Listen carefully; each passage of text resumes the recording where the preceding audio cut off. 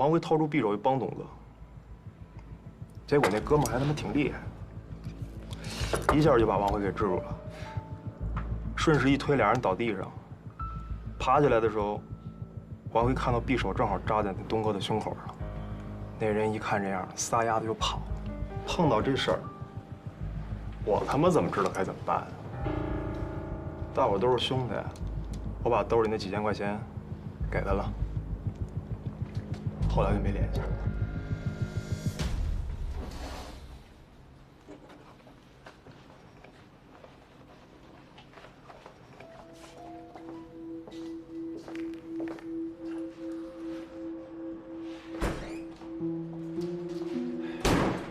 王辉说是姚吉干的，姚吉说是王辉干的。唉，两个人咬来咬去的，到底是谁呢？不管是谁，总还有一个人，得把那瘸子找着。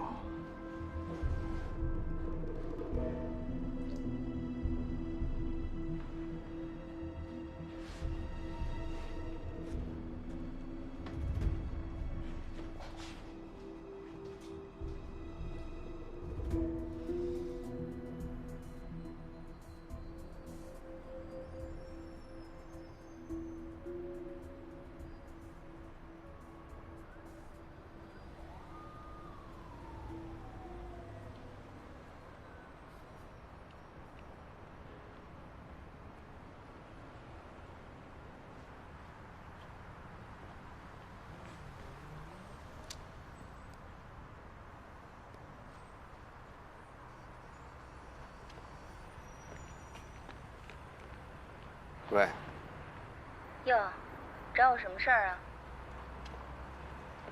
喂，喂，你怎么不说话呀？我是来自首的。宝贝儿，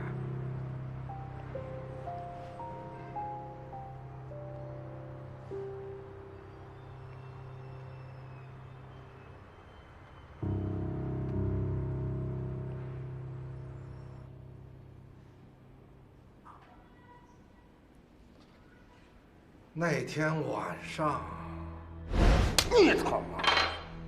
看你他妈还瞧得起我！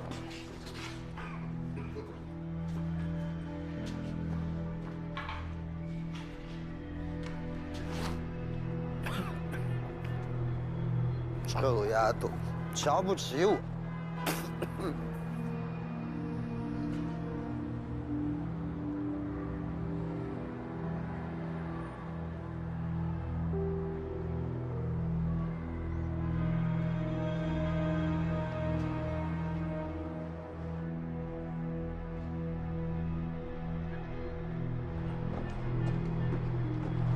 打我！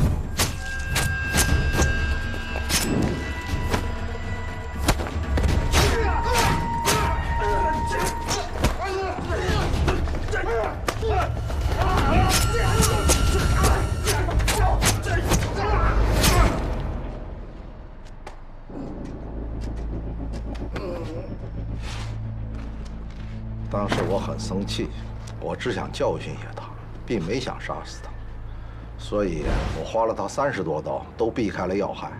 如果有人发现，1个小时之内把他送到医院，他就不会死。可杰卫东最后还是死了。你知道凶手是谁吗？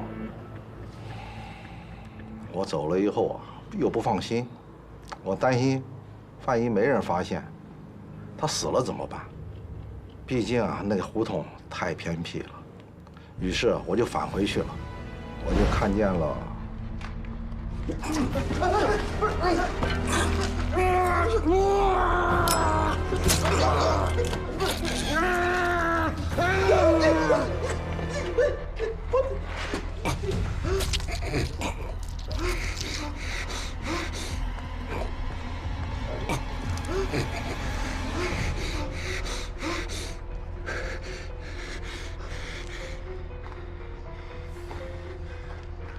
走。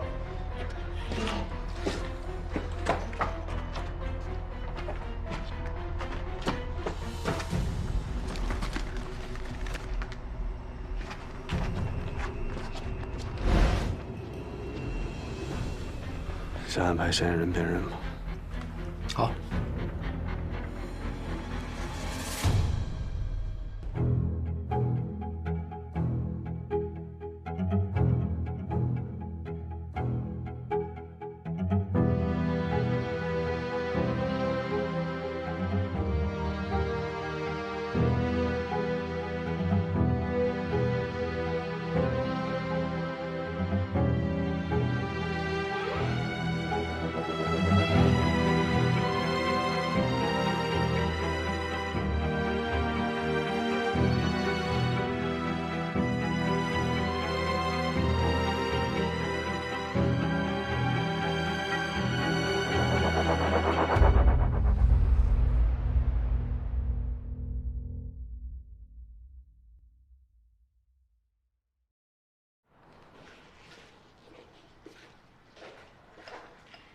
你也别太难过了，先喝点水。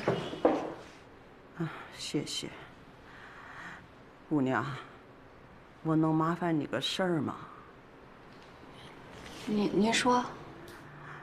我不知道怎么才能让他从轻发落，也知道他一定不会跟你们说。5年前，我们全家开车出去玩儿。回来的时候，老耿着急回部队开会，结果追了一大货车的尾。我们的女儿小燕脑外伤，送到医院的时候已经脑死亡了。还是老耿做主，说把小燕的心脏捐献出去。他说只有这样，才能让他唯一的女儿继续有在这个世界上的意义。我也知道，他经常去酒吧看的那个人，就是当年接收我们小燕心脏的人。是因为这个原因，耿叔是为了保护那个姑娘，才对齐卫东动手的。无论如何，我希望你们网开一面，从轻发落他。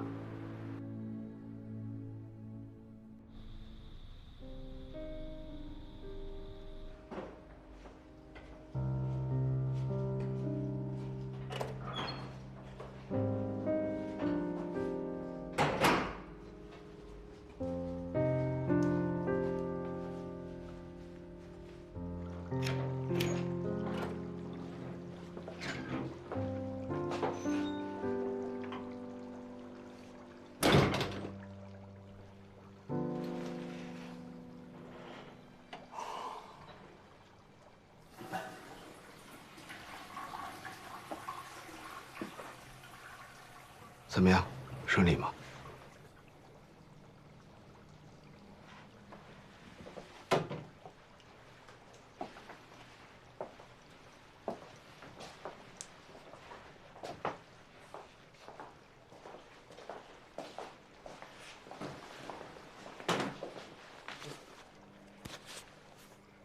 出什么事儿了？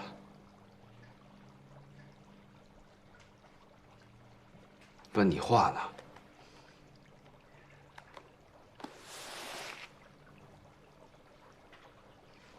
你知不知道我们冲进去的时候，周书彤什么样子？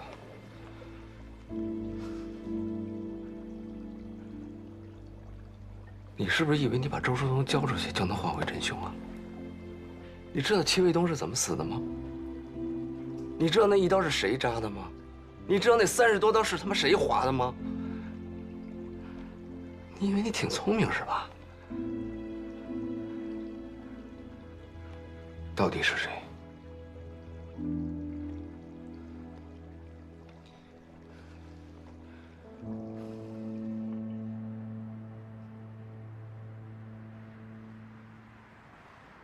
说，毒品藏哪儿了？怎么着？我就是一 dealer， 还杀了人，反正都是死罪。要烧药馆，你们看着办吧。毒品，你们自个儿找去吧。你们警察不是挺牛逼的吗？都这个时候了，你还嘴硬啊？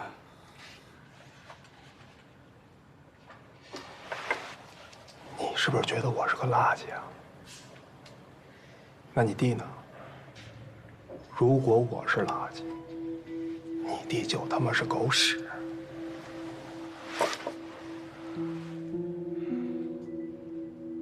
放心吧，我们很快会找到那些毒品的。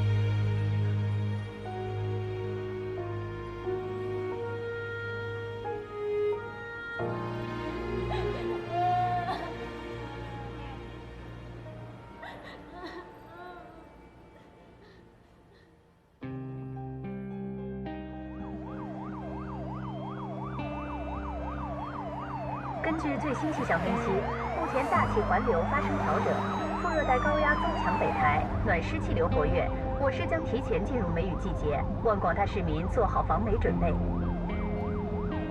5年前我做快递的时候，跟豹子哥打过交道，知道这伙亡命之徒有3个藏毒的地点：火车站附近的集装箱中转站，长途汽车站附近的地下仓库。还有就是3号码头仓库。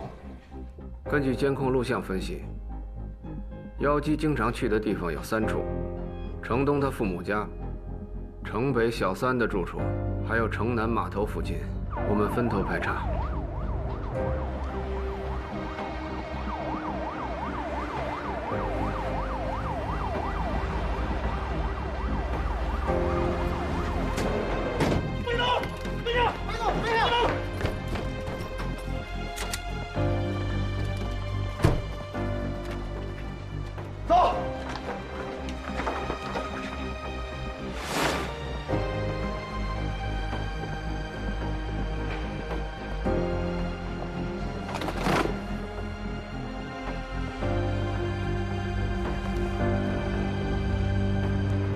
之前那个毒贩子跟妖姬说毒品有点潮，我猜妖姬藏毒的地点应该就是3号码头。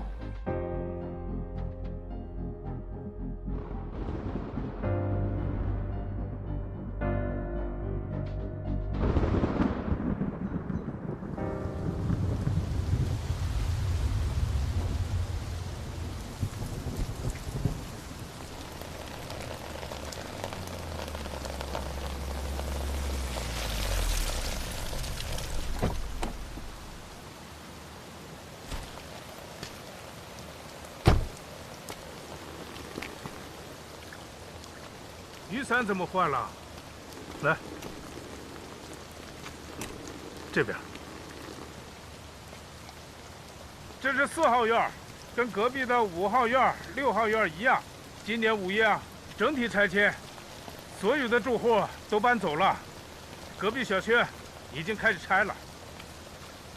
目前啊，只有这栋楼还保留着。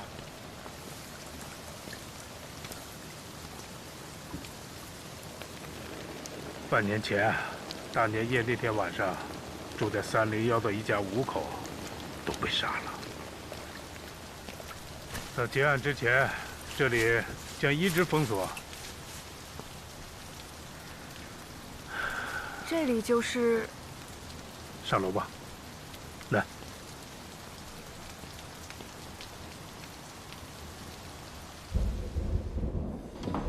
凶手是晚上10点钟进的屋，因为小区太旧，4周就没有布设安防监控，这时间是汇总各种线索推断出来的。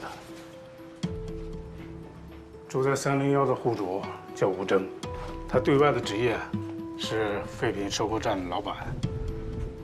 可调查发现，他还经营一个各种违禁品的中转站，且可能与犯罪集团有密切关系。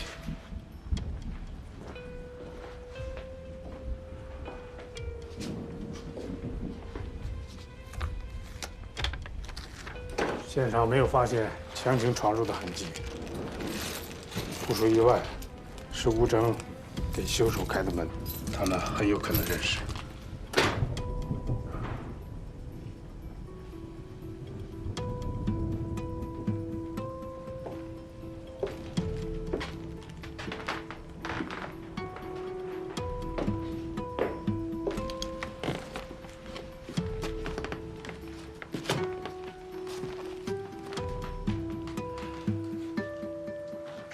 这就是吴征，尸体被发现时面朝下，背朝南，这说明是吴征领着凶手进屋时背后遇害的。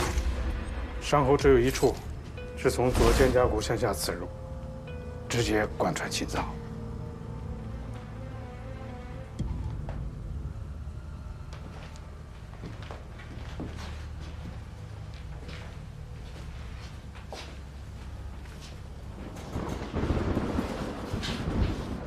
这是吴征年近70的母亲，她应该是听到了门厅传来的某种声音，或许是吴征的叫声，她便从沙发那起身向门厅走去。凶手迎面给了她2刀，一刀卡在第6、第7根肋骨间，没有伤及脏器。凶手调整了第2刀，从圆颈处呢平行刺入，造成了长达12公分的贯通伤。发现老人尸体时，他手里拿着毛衣针，还有他给孙子织了一半的毛衣。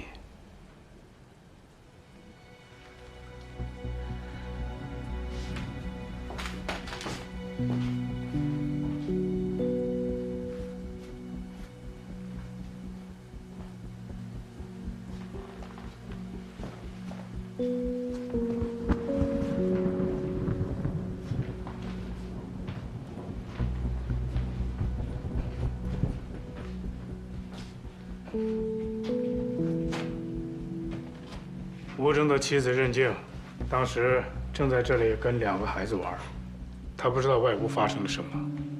高亚楠呢，对这里喷溅的血迹进行了分析，还原了任静遇害的大致情景。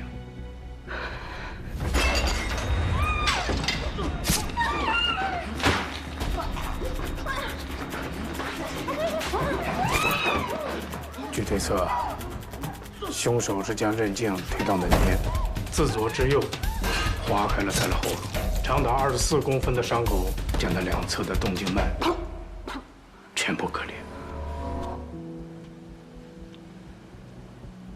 高亚楠认为，任静被割喉到尸体死亡间隔1分钟左右，至少在30、40秒里，他还有意识。正是在这30、40秒里，他亲眼见到自己7岁的女儿和4岁的儿子死在自己面前。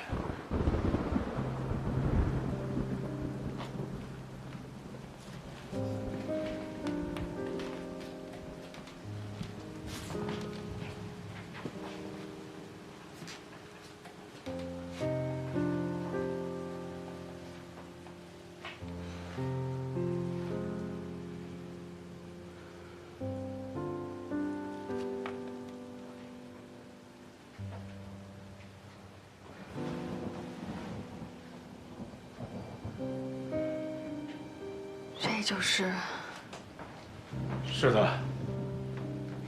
依据现场采集的指纹、DNA 以及一位近距离目击证人的陈述，都可以确定，凶手就是关宏峰的卵生弟弟关宏宇。关宏宇表面上是宏宇物流的老总，但据我们掌握的线索分析，他的业务也许会跟毒品贩卖有利益相关，而且他极有可能认识吴征。我推测，他们俩表面上是合作关系，但暗地里存在竞争，且吴征一定是掌握了关宏宇的一些秘密，以至于埋下祸根。关宏宇认为，警方一定是掌握了吴征贩毒的证据，将要实施抓捕。他把其中牵涉出自己便来找吴征练口，因为当时吴征的家人都在，他便下决心斩草除根，免了吴征满门。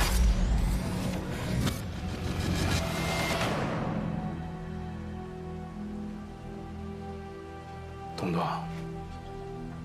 如果你现在的工作安排放在半年前的话，我会无条件的支持你，甚至是欣慰，因为毕竟关宏峰的刑侦技术在整个军港市那是数一数二的。但我更让你知道，作为一个警察，比技术更重要的是立场。我只是不想让你待在这么个人身边。怎么个人？关宏峰脱下制服，离开支队，现在又分文不取，假装归队协助工作。他所做的一切，就只是为了维护一个人，就是这个杀人的恶魔。对他而言，他的亲弟弟比公职重要，比一个警察的正义感更重要，甚至比这一家的生命都重要。彤彤，你告诉我，这样的关宏峰是个什么立场的人？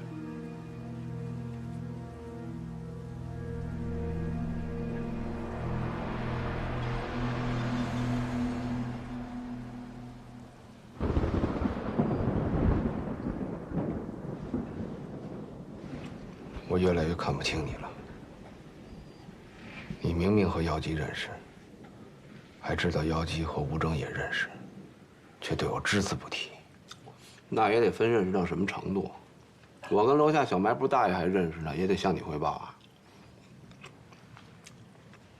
你能从一句“货有点潮”就能判定藏毒的位置，如果不经常跟他们接触，哪儿来的这些经验？你还有多少事儿瞒着我？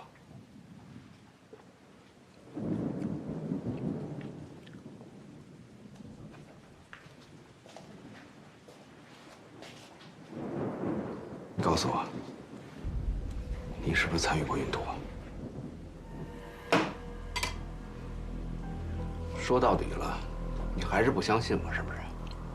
我告诉你，做物流很难的，要想轻松一点，必须打理好这些人。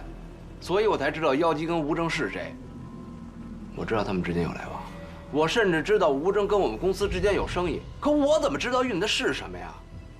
我是个做物流的，又不是做安检的，我还以为吴征就是个收垃圾的呢。那你怎么知道毒品在哪儿？你为什么对这些这么了解？所有仓库的信息都是全京港市物流公司公开的信息。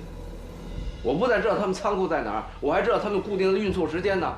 知道线索以后，自然就想到了，怎么了？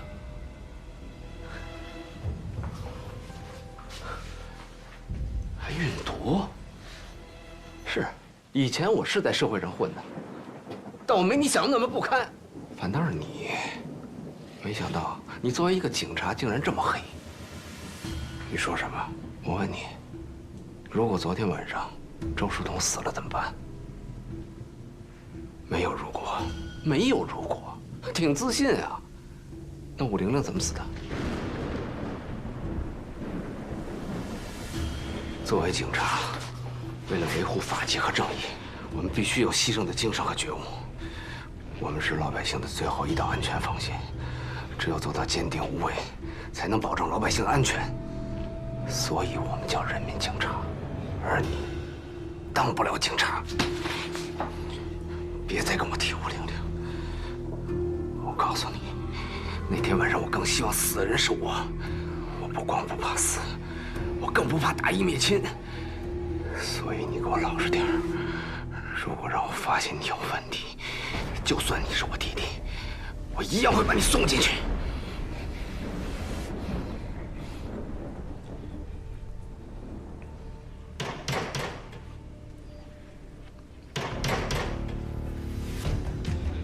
老关，在家吗？老关，老关。 干嘛呢？磨磨蹭蹭的啊！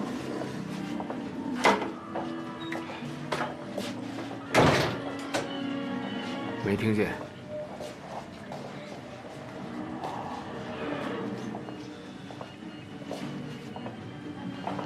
电视那么大声，你耳背啊？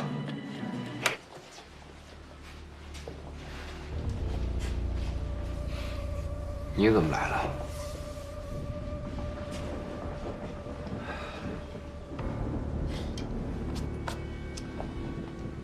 在戚卫东的验尸报告中，他指甲缝里的 DNA 信息你看了吗？是亚楠刚刚提取出来的。技术队拿 DNA 做了比对，得出的结果是关宏宇的。老关，他还在京港啊？那个 DNA 不是他的。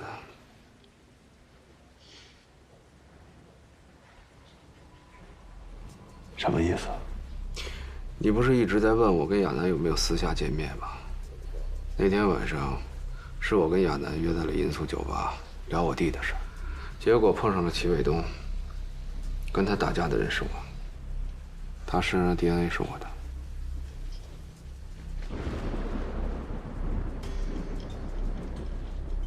那为什么当时你不说呢？我不想让你知道我跟亚楠见面的事儿。 为什么？啊？我这个支队顾问的身份比较特殊，我弟弟跟亚楠之间的关系你也清楚。虽然我跟亚楠聊的我弟，也不是什么见不得人的事儿，但毕竟是敏感时期，说出来徒增大家的烦恼。更何况，我就算告诉你，你也不相信，多说无益。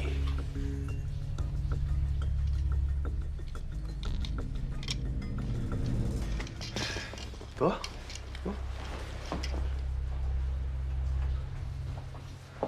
我还以为关宏宇良心发现了，准备回来自首的呢。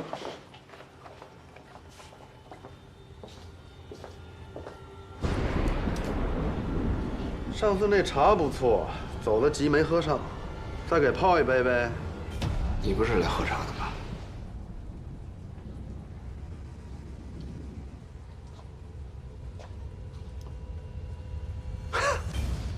我看你就是执念太重，所以暴饮暴食，你一个人吃了那么多啊？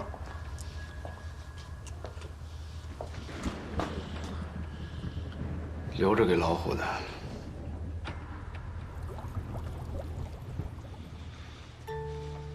嗯。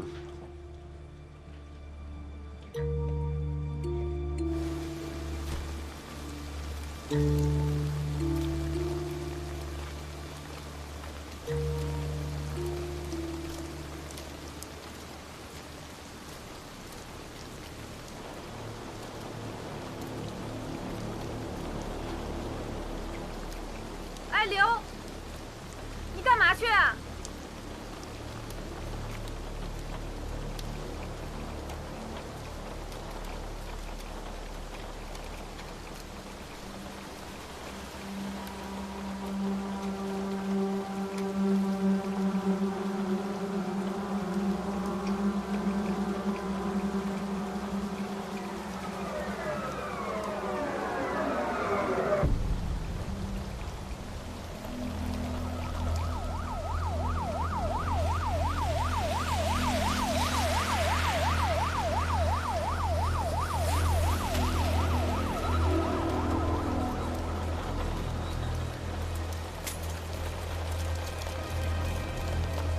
姐，把尸体装车上吧。不行啊，尸体明显被移动过，你现在抬走的话会破坏现场啊。拿走吧，拿走吧。拿走？拿走。走。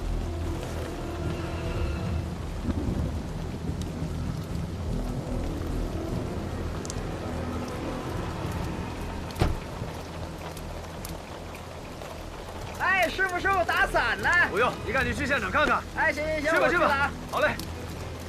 老关，老关，现场都这德行了，你也没招了吧？现场还是会留下一些痕迹的，等亚楠和技术队完工再说吧。好。周队，今天雨这么大，现场的绝大部分痕迹会不会都被冲走啊？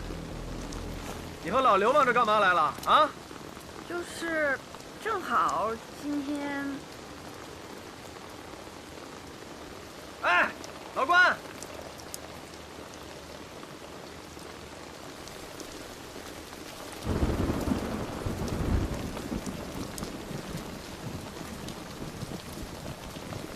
真是个不祥之地呀！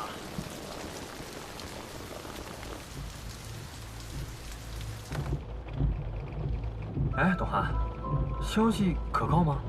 派出所那边说了，肯定是命案。这个命案哪儿都有。 这主要是能不能上头条啊？小罗给我发了照片，你们看一下。我已经找交管局的姐们查了，你们猜这个车主是谁？谁呀？谁呀？李地森。李地森，而且死的还是一男一女。一男一女啊？银少礼呀，这个花花公子，近来他不正跟网上那个长爱打得火热呢吗？哦，如果这个女的要是长爱的话。 那可就劲爆喽，肯定劲爆。不过，这么严重的案子，咱能进去吗？别人肯定没办法，但我绝对没问题。你？看我的。那你小心哦。哎，到时候万一出了状况，得让总编保我啊。啊，行。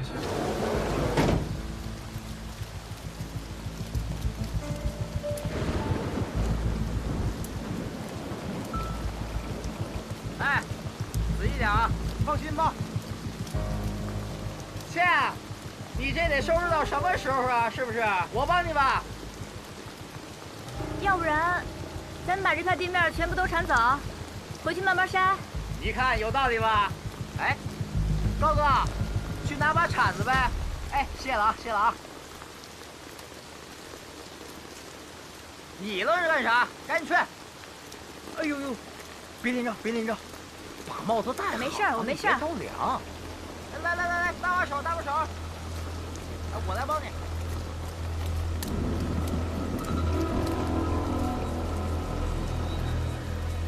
来，往这里折。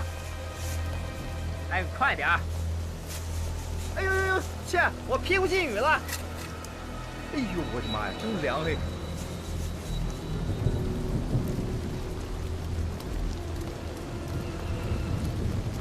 怎么样？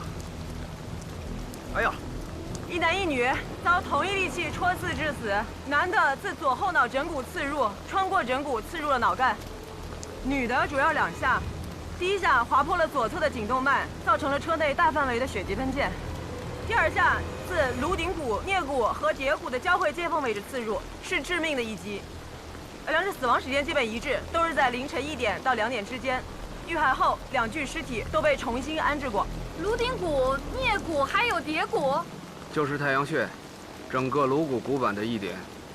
对，就是颅骨最脆弱的部位。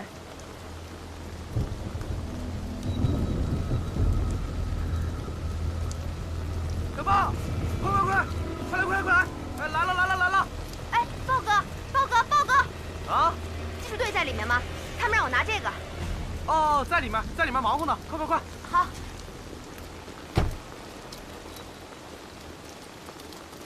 同志，等一下！你好，那个我们是记者，请问这里发生什么状况啊？哎，我们正在工作，你们不要靠近，好不好？哎，您等一下，我们知道这个4号院之前也死过人，和今天这个有没有什么关联啊？哎呀，我们正在工作，都告诉你了，赶快回去啊！请回，您再说一下吧，哎。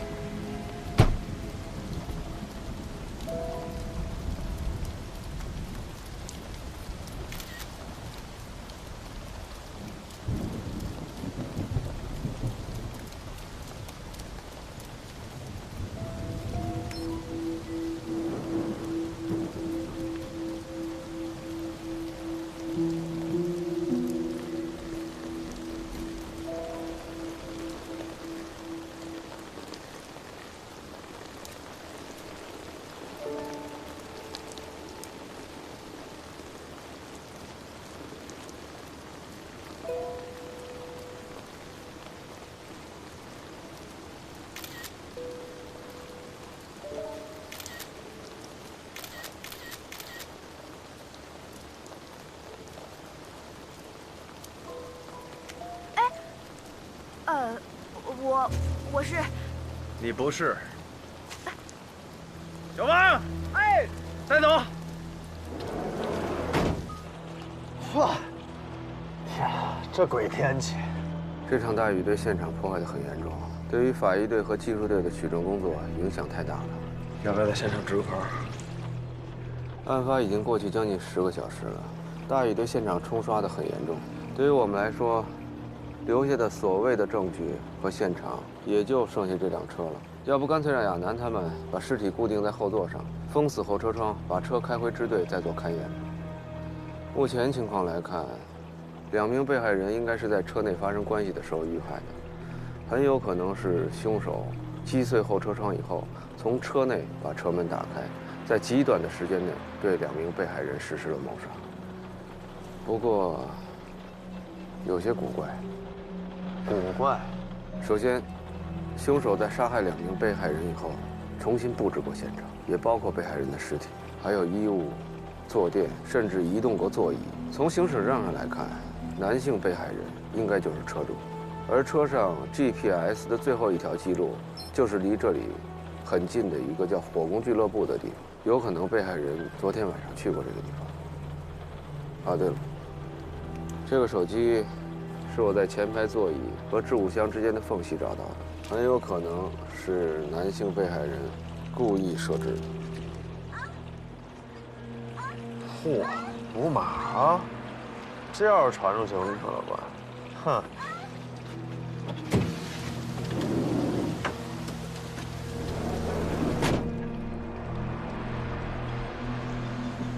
说话说的不是时候，伤口上撒盐，你最在行。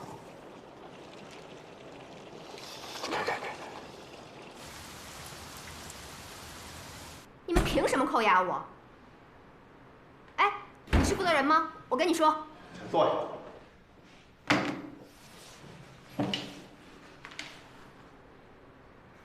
这位同志，我是一个有国家新闻总署核准资格的记者，有权知道事实的真相。你们没权扣押我。而且我们社和你们区一直保持良好的合作关系。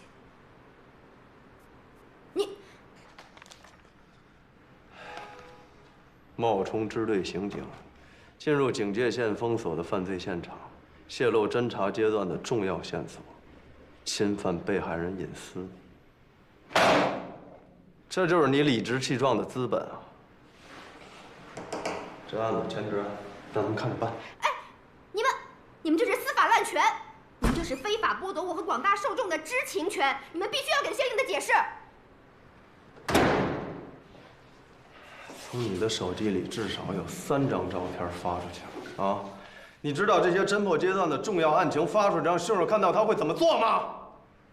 我告诉你，他可能会销毁证据，也有可能会马上出逃，甚至在你们的宣传鼓舞下会继续作案。你要是脸皮够厚的话，把这些说辞对被害人家属说去。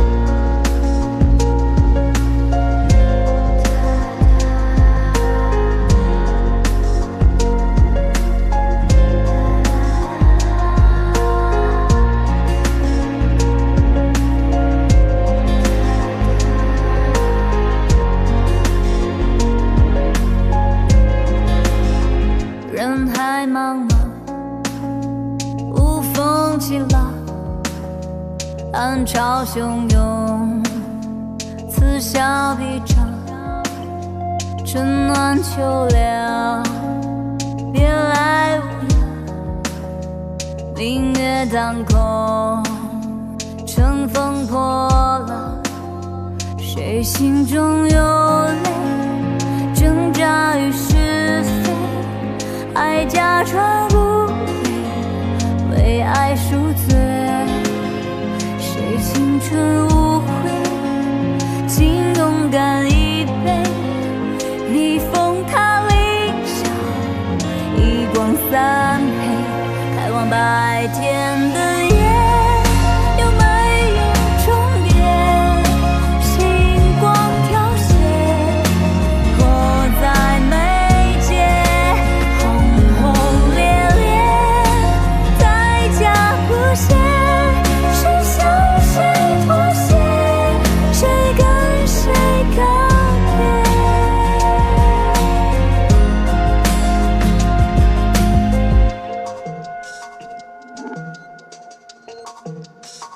人海茫茫，无风起浪，暗潮汹涌，此消彼长，春暖秋凉，别来无恙，明月当空，乘风破浪，谁心中有泪，挣扎于是非，还假装无畏，为爱赎罪，谁青春无悔，竟勇敢一杯，逆风踏理想，一光三倍，看望白天的夜，有没有重叠，星光凋谢，迫在眉间，轰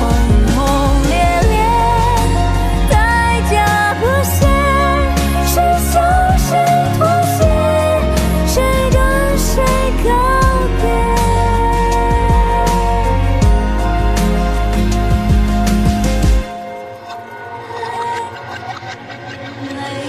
看望白天的夜，有没有重叠，星光凋谢，迫在眉